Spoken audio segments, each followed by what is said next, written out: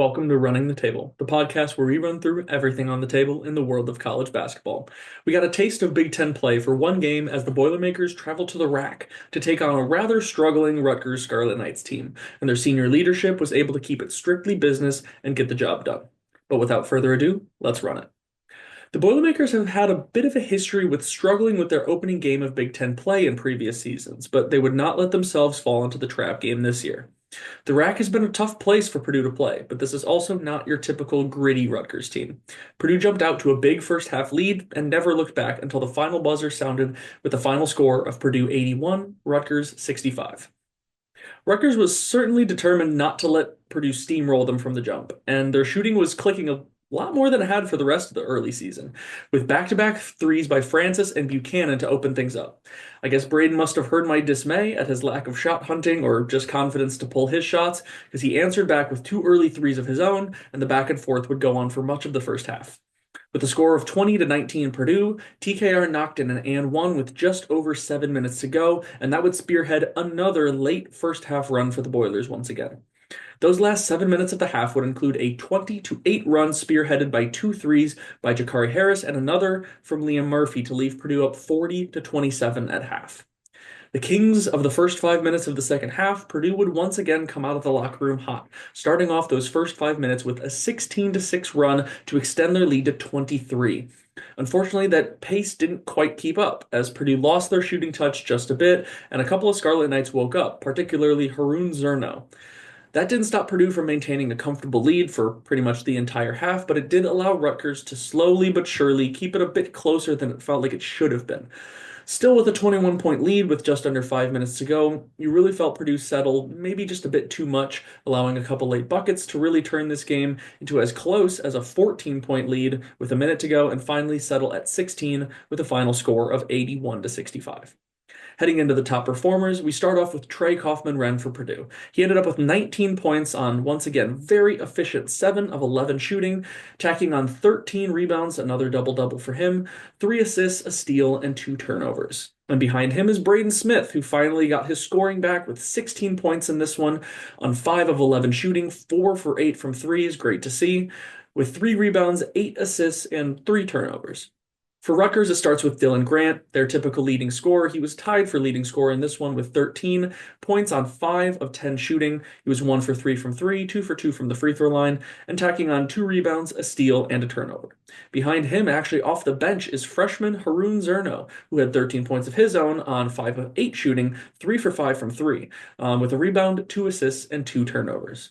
For the honorable mentions for Purdue, it's Jakari Harris. Could have gone with Fletcher Lawyer here with an extra point of his, but had to highlight the incredible performance by Jakari off the bench with 11 points on 4 of 5 shooting, 3 for 4 from 3, all of those threes coming in the first half, so that was huge for Purdue. And adding on 2 rebounds, 2 assists, and a steal.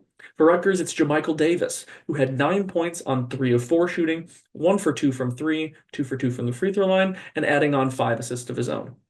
Heading into the key team points. For Rutgers, it starts with their half-court offense.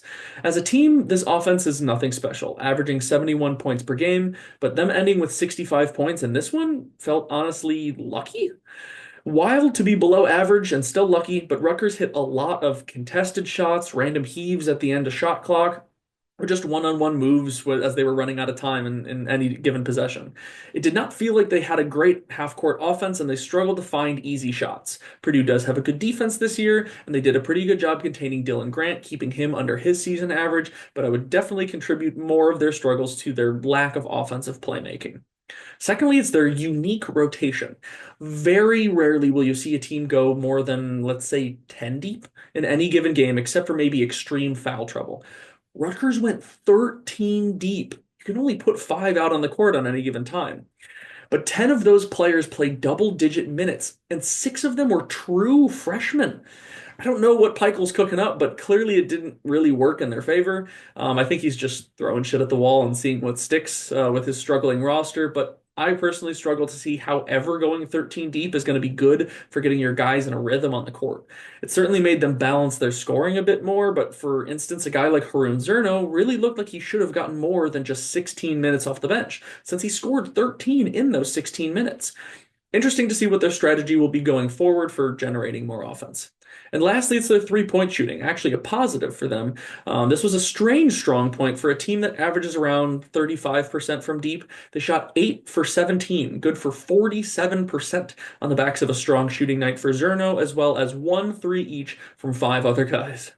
They took smart threes for the most part, not forcing them up constantly just because they were down. And they knocked down a lot of the good looks they did get. They're going to need a lot more of that going forward because the Big Ten is nasty this year, and the road is not going to get any easier for them. If they don't figure their offense out and how to keep up that type of shooting efficiency from deep on higher attempts, it's going to be a long season. Heading over to Purdue, it starts with their big threes production. Today was back to the good old days of last season where the big three of Smith, Lawyer, and TKR led the way scoring wise with 16, 19, and 12 respectively. And they were the main reason this game was comfortable the whole way. Braden led the charge with his early threes. TKR continuously racked up his near 20 throughout the whole game, but especially got going in the second half. And Lawyer managed to still get double digits despite his worst shooting night of the season from deep, going 2 for 7. Always good to see those guys be the calming force the team needs, especially in a harsh road environment like the RAC. Secondly, it's taking their foot off the gas. I'm not going to lie, it really did feel like Purdue kind of lost their sense of urgency in the second half, especially on the defensive end. After going up 13 at half and extending that lead to as much as 23 in the second half, they just started looking real flat and allowed an extremely mediocre Rutgers team to essentially go bucket for bucket with them down the stretch. We only outscored the Scarlet Knights 41 to 38 in the second half after such a hot start. And despite it never getting that close, I was a little discouraged to see us lose our edge. Again, road games are tough, especially for shooting, but I hope we don't go through too many stretches like that, like those in the future. We just have too many veteran leaders to really sputter like that. And lastly, it's their free throw shooting. Purdue has been known to struggle with free throw shooting at times, less so this year than in the past, but it does rear its ugly head sometimes. This was not the case in this one, as Purdue got to the line more than in most of their previous games and knocked them down, going 17 for 20, good for 85% compared to the 77% they average as a team. It would be good for Purdue to find more ways to get to the line again. They were a team that shot more free throws, at least more consistently last year, but that was due to the major emphasis on low post scoring from TKR last year. He's not getting to the line as much since he's not getting, back down post touches on like 75% of plays like he did last year, but he did make it to the line 7 times in this one, going 5 for 7, which is also very good because he still averages just 66% from the line. But another big time matchup is up next for Purdue, as number 10 Iowa State will march into Mackey Arena Saturday afternoon at noon for an electric top 10 matchup, even if starting point guard Tamin Lipsey doesn't end up playing. But I hope he does. You're not going to want to miss that one, so make sure to tune into CBS, and if you're in the area, fill Mackey to the brim and make it rock like they've never heard before in Iowa.